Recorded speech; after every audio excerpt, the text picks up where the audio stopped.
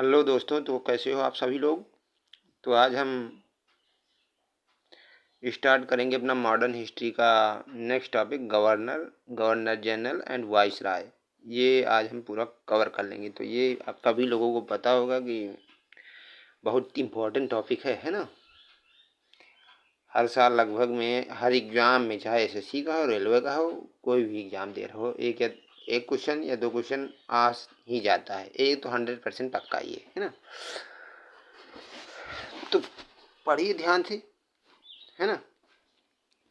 पहला क्वेश्चन क्या है, who among the following annexed the state of Punjab to British India as a result of the second Anglo Sikh war. तो Anglo Sikh वार का reason क्या था second, तो वो था लॉर्ड डलहौजी, जो एनेक्स्ट कर लिया था पंजाब स्टेट को, ठीक है ना। तो Punjab and North West Frontier were both annexed by British Empire. North West और फ्रंटियर और पंजाब कब, 29 मार्च 1849 को एनेक्ट कर लिया ब्रिटिश ने, है ना। किसने एनेक्ट, कौन था इस समय, Lord Dalhousie, as per the treaty of Lahore, ठीक है ना। The second Anglo Sikh war कब हुआ, 1848 से 1849 तक, result in the fall of the Sikh empire, Sikh empire का फॉल हो गया and the annexation of the Punjab का एनेक्सेशन हो गया, ठीक है ना। Next question, who decided to go ahead with his plans to invade Afghanistan result in the first Anglo-Afghan war।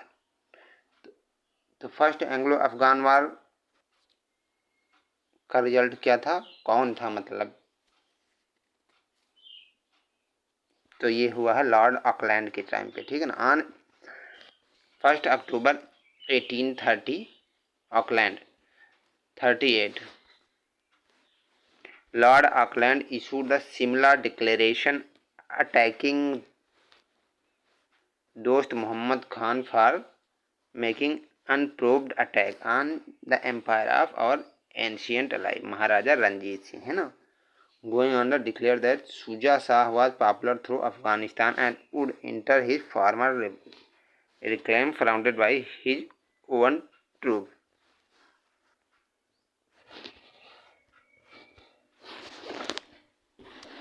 And supported against foreign interference and facilitation। इसके result में क्या हो गया, फर्स्ट एंग्लो अफगान वार हो गया, ठीक है ना। कब हुआ, 1838 से 1842 तक। किसके किसके बीच में एंग्लो अफगान वार हुआ, ब्रिटिश एम्पायर और काबुल एम्पायर के। ब्रिटिश एम्पायर का बहुत नुकसान हुआ फाइनेंशियली, स्ट्रेटेजिकली एंड इकोनॉमिकली, ठीक है ना। Next question, who was the governor general during the Anglo Nepal war. तो एंग्लो नेपाल वार भी हुआ है, बड़े डीप क्वेश्चन है थोड़ा, है ना, पढ़ लेना, याद कर लेना। तो एंग्लो नेपाल वार का गवर्नर जनरल कौन था इस टाइम पे, तो ये था लॉर्ड हेस्टिंग था एंग्लो नेपाल वार के समय गवर्नर जनरल। अब यहाँ पे कुछ ये जो हैं 2 3 4 5 लिखे हुए हैं, ये बहुत ही इम्पोर्टेंट हो जाते हैं, इसमें से क्वेश्चन बन ही जाएगा, ठीक है ना। बहुत डीप क्वेश्चन बनेगा, तो ये देख लेना। मैं देख लेते हैं थोड़ा, कौन सा है। First, Lord Hastings 1813 to 1823। कौन वार हुआ, एंग्लो नेपाल वार, ठीक। हेस्टिंग था, नेपाल वार हो गई, ठीक है ना। कब हुआ, 14 से 16 में, ठीक है ना। उसके बाद इसी में एक ट्रीटी हुई, सागुली की ट्रीटी 1816 में, ठीक है ना। सागुली ट्रीटी हुई 1816 में। तो हेस्टिंग, एंग्लो नेपाल वार, सागुली ट्रीटी 16 में 1800, ठीक है ना। उसके बाद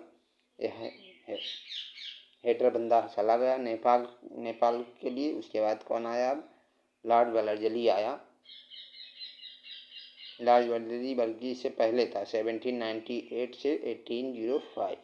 इसने कौन कौन से अलायंस किए, तो इंट्रोड्यूस द सब्सिडरी अलायंस, ठीक, alliance system in 1798। Fourth Mysore war 1799 में इस टाइम पे हुआ। सेकंड मराठा वार हुआ 1803 से 05 तक।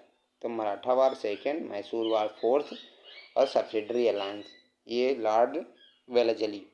मराठा वार, मैसूर फोर्थ, मराठा सेकंड और सब्सिडरी अलायंस। उसके बाद ऑकलैंड आया। ऑकलैंड अभी बताया, अफगान वाला ऑकलैंड, अफगान ए से याद करना ना, A for Auckland, A for Afghan. और 1838-42 ठीक। उसके बाद हार्डिंग फर्स्ट 1844 से 48 तक ये रहा है इसका टाइम पीरियड। इसमें फर्स्ट एंग्लो सिख वार हुआ है 1845, जो सिख वार हुआ है ना 1845 में ही हुआ फर्स्ट वाला। उसके बाद ट्रीटी ऑफ लाहौर हुई 1846 में, ठीक है ना। तो ये हार्डिंग के टाइम हुआ, हार्डिंग फर्स्ट, ठीक है ना। Next question, during the tenure of which viceroy the Meerut conspiracy trial place. तो मेरठ कॉन्स्पिरेंसी ट्रायल किसके टेन्योर में हुआ, कौन सा वायसराय था? तो ये था इरविन। कौन था? Irwin. Meerut conspiracy case was controversial case, court case that took place during the tenure of viceroy Lord Irwin. Irwin था 1926-31 ना। मेरठ कॉन्स्पिरेंसी केस याद रखना। In March 1929 the British government imprison 31 labour leader, 31 labour लीडरों को जेल में डाल दिया था ब्रिटिश गवर्नमेंट ने, है ना। And brought them to Meerut लाई and put them on trial, उनको ट्रायल पे रखा। Among them were 3 British communist, Philip Spratt, Ben Bradley and Lester Hutchinson. 3 कौन थे इसमें? British communist, Philip Spratt, Ben Bradley and Lester Hutchinson, ठीक है ना। तो ये याद रखना। मेरठ कॉन्स्पिरेंसी कौन सा? इरविन था। कब हुई? 1929 में, जिसमें 31 लेबर लीडर को जेल में डाल दिया। Next question, पिट्स India act of dash distinguish between the commercial and political function of British East India company. तो कब ये था डिस्टिंग्विश हुआ कॉमर्शियल एंड पॉलिटिकल फंक्शन में? तो ये आपका था 1784 में। Pitt's India Act 1784 was passed to separate the commercial and political function. तो इसका मेन एम का था कॉमर्शियल एंड पॉलिटिकल फंक्शन को सेपरेट कर देना। कब? 1784 में आया है ना। इससे क्या हुआ? इससे ये होगा reduce the strength of governor general council to 3 member. 3 member में ही ये पावर बिखर गई है ना। It place the Indian affair under the direct control of the British government. The company territory in India were called the British possession of India, ठीक है ना। Next question, the new policy of supremacy of was introduced during the reign of which governor general 1813 to 1823। तो a new policy of supremacy introduce की गई, कौन सा governor general था? Now the company claim that authority was paramount और supreme, है ना, and the power was comparable to that of Indian state was more. तो ये कौन गवर्नर जनरल था पॉलिसी ऑफ सुपरमेसी के समय? तो ये आपका था लॉर्ड हेस्टिंग। कौन था? हेस्टिंग, ठीक है ना। Next question, which act is also known as Morley Minto reform. तो मोरले मिंटो रिफॉर्म को इंडियन काउंसिल एक्ट के नाम से जानते हैं। कब आया? 1909 में,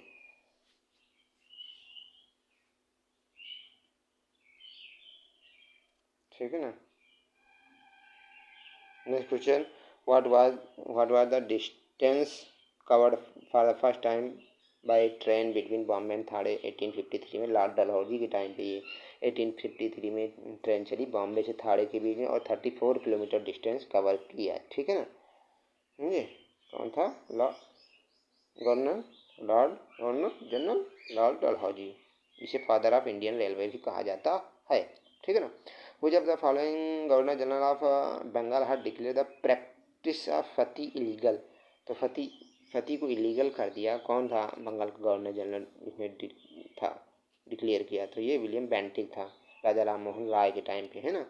तो the regulation act was passed to ban the practice of sati, sati को जो फती प्रथा थी इसे बैन कर दिया। The burning alive of widow, है ना, जो जला देते थे।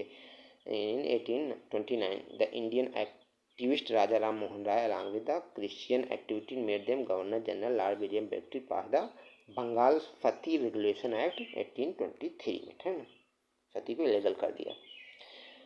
इन 1809 Lord dash sign the treaty of Amritsar was with Maharaja Ranjit Singh के साथ। कौन सा इसने ट्रीटी को साइन किया 1809 में? तो कौन था? चार्ल्स टी मेटकाफ, मेटका जैसा बंदा। द ट्रीटी ऑफ अमृतसर में 1809 was an agreement between the British East India Company and Ranjit Singh. The Sikh leader founded the Sikh empire Charles T Metcalfe, है ना, मेटकाफ और महाराजा रणजीत सिंह ने ट्रीटी को, अमृतसर ट्रीटी को साइन किया, ठीक है ना। In which are the following year the Nawab of Awadh accepted the subsidiary alliance initially initiated by Lord Wellesley, the Governor General of British India। कब subsidiary alliance को एक्सेप्ट किया नवाब of Awadh के नवाब ने? तो ये कब किया? 1801 में, ठीक है ना। कब? 1801 में, 1801 में first ruler to enter the subsidiary alliance along with the British in 1801। Other state कौन थे जिसने सब्सिडरी अलायंस को किया है? वो हैदराबाद फर्स्ट स्टेट था, इसी ने सब्सिडरी अलायंस को एक्सेप्ट किया। तो ये याद रखना, क्वेश्चन पूछा जाता है। तो फर्स्ट स्टेट कौन है? हैदराबाद 1798, उसके बाद मैसूर 1799 में, तंजौर 1799 में, मैसूर और तंजौर दो। उसके बाद पेशवा, अवध आया है, फिर पेशवा 1802 में। उसके बाद ईस्ट इंडिया, है ना। Under whom was C.P. Ilbert a law member of the council? तो ये कौन था? तो ये था Lord Ripon. C.P. Ilbert was a law member of the council under Lord Ripon. Ripon अच्छा बंदा था, है ना। वायसराय ऑफ इंडिया 1880 से 1884 तक। Ilbert bill was legislative act introduced in 1883। इसमें क्या था? इसमें ये हुआ कि इंडियन जज could try a European accused, ठीक है ना।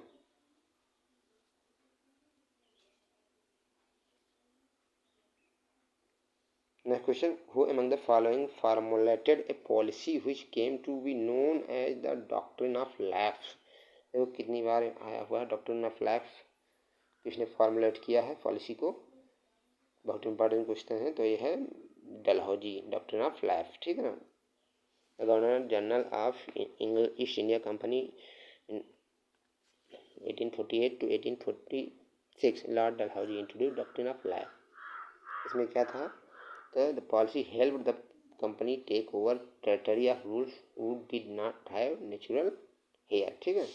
This policy made the Britishers the most powerful in India। इससे ब्रिटिशर्स का पावर बढ़ गया, है ना।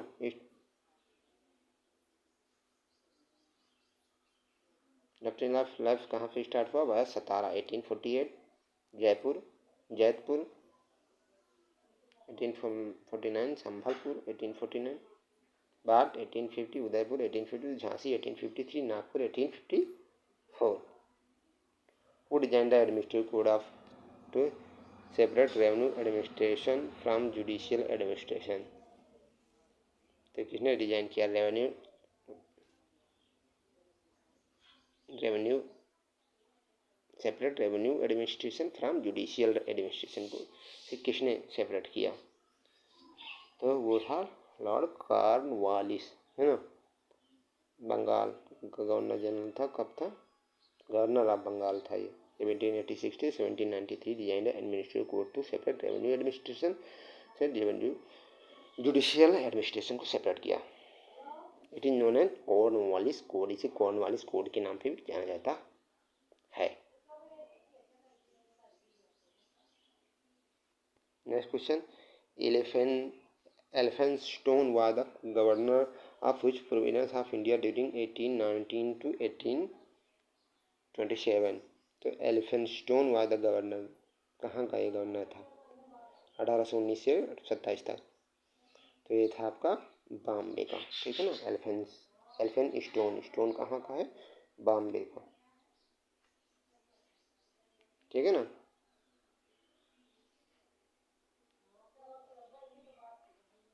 Next question, Who among the following was the Governor General of India when the permanent settlement was imposed in Bengal by the East India Company for revenue collection? तो कौन governor general था उस समय India का permanent settlement के time? तो था Lord Cornwallis. Permanent settlement was introduced by second governor general of Bengal Lord Cornwallis in 1793। कब कहाँ पे फर्स्ट इनेक्टेड किया गया परमानेंट सेटलमेंट? उड़ीसा, बिहार, बंगाल में। इसमें क्या था, by the term of the settlement the Rajas and talukdar were recognised as the zamindar, ठीक है ना। They were asked to collect rent from the peasant, है ना। ये लोग पीजेंट से रेंट कलेक्ट करें एंड पे रेवेन्यू टू कंपनी। उसके बाद रेवेन्यू किसको पे करें? कंपनी को। ये था इसमें परमानेंट सेटलमेंट। इसमें क्या था, इसमें ये था कि 10/11 पार्ट जो है लैंड रेवेन्यू का,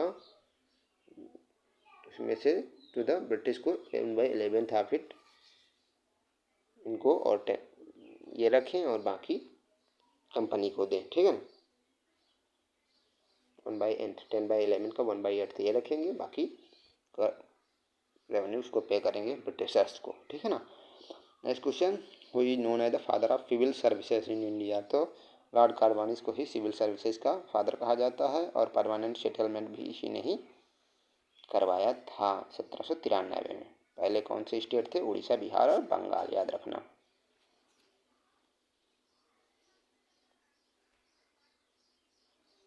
father of civil services. Who among the following was accused of the judicial murdering Raja Nand Kumar? Who among the following was accused, कौन accused था of the judicially murdering Raja Nand Kumar का murder में, है ना। कौन accused था? तो Warren Hasting.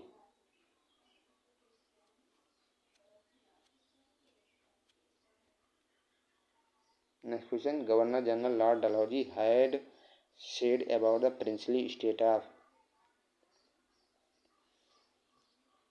dash as a cherry that will drop into our mouth one day।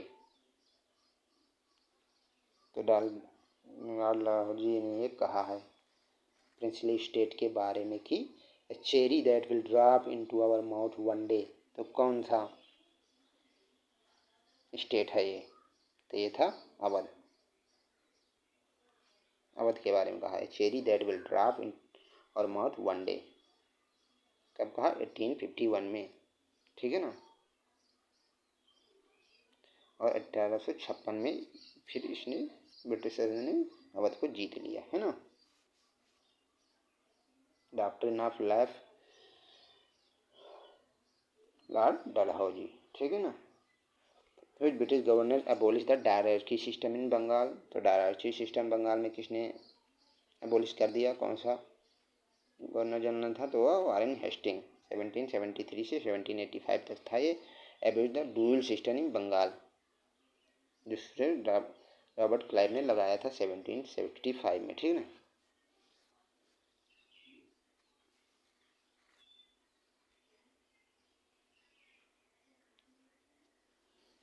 इस ड्यूअल सिस्टम में पहले क्या था? Dual system of government in Bengal the company had diwani right that is the right to collect revenue and Nizam are Indian chief had the power to administrative authority, है ना। Power किसके पास था? निजाम के पास, और रेवेन्यू कलेक्ट करते थे दीवान राइट, ठीक है ना, ब्रिटिश।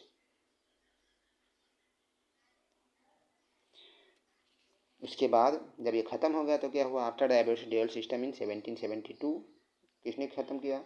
वारेन हेस्टिंग ने। शुरू किसने किया था? रॉबर्ट क्लाइव ने, ड्यूअल सिस्टम, है ना। तो उसमें हुआ ये कि बंगाल वार्ड brought under direct control of British. इसमें सीधा ब्रिटिशरों का ही कंट्रोल हो गया, इसमें कोई निजाम विजाम का काम ख़त्म कर दिया गया, ठीक है ना।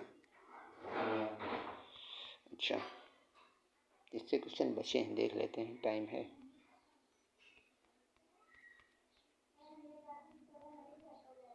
अभी काफ़ी क्वेश्चन हैं तो मुझे लग रहा है आज मेरे पास टाइम थोड़ा कम है, तो ये बाकी के कल देखते हैं, है ना। Okay, thank you. इसके बाद से कल पढ़ेंगे ब्रिटिश के बारे में, है ना।